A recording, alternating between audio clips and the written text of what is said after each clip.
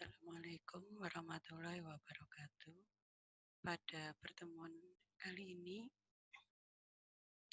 kita akan membahas tentang logika proposisi.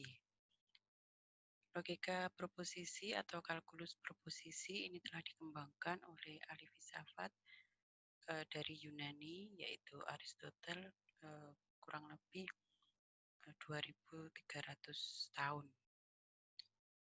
yang lalu ya.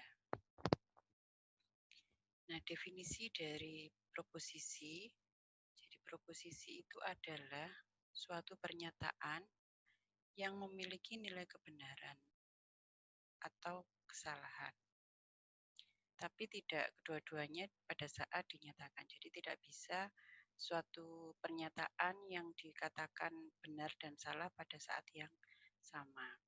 Contohnya adalah Jakarta adalah ibu kota Indonesia. Jadi pernyataan ini adalah proposisi karena bisa dinilai kebenarannya, yaitu benar. Kemudian yang B, misalkan Penang adalah ibu kota Malaysia. Ini juga suatu pernyataan karena suatu proposisi karena dapat dinyatakan nilai kebenarannya, yaitu salah.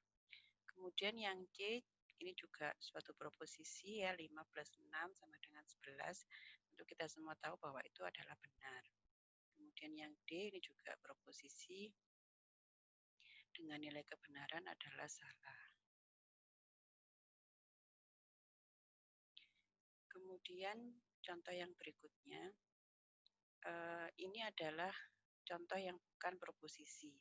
Nah, biasanya yang bukan proposisi itu kalau kalimat itu adalah kalimat tanya atau kalimat perintah. Kalau kalimat matematika itu belum bisa dinyatakan kebenarannya. Jadi contoh yang kalimat tanya ini misalkan pada contoh yang A, jam berapa sekarang? Kemudian yang B itu adalah kalimat perintah, bacalah dengan teliti. Jadi A dan B ini tidak punya nilai kebenaran, sehingga kita tidak bisa mengatakan A dan B itu adalah proposisi. Kemudian yang C, X tambah 1 sama dengan 2. Nah, ini juga bukan proposisi karena belum tahu nilai kebenarannya. Jadi pernyataan pada contoh C ini bisa benar, bisa salah. Jadi kalau misalkan X-nya adalah 1, maka pernyataan ini benar. Tapi kalau X-nya selain 1, maka pernyataan ini salah. Nah,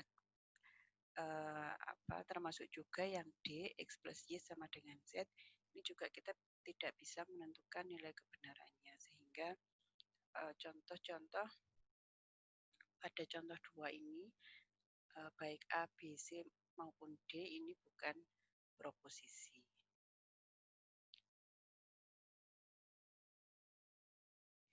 Nah, proposisi yang bernilai tetap pada setiap saat ini disebut konstanta proposisi. Ada 2 buah konstanta proposisi, yaitu proposisi true atau biasanya dilambangkan dengan T besar.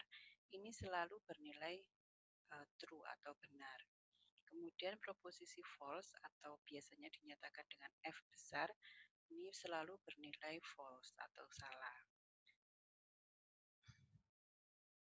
Proposisi lainnya yang nilainya bisa true atau false pada saat yang berbeda disebut juga sebagai variabel proposisi. Nah, ini dapat dinyatakan oleh sebuah huruf. Misalnya adalah huruf ini yang sering digunakan ya. Itu adalah P, Q, R, S. Nah, bisa juga nanti diberi subscribe, subindeks maksudnya. Itu adalah P1, P2, Q1, Q2, R1, R2, dan seterusnya.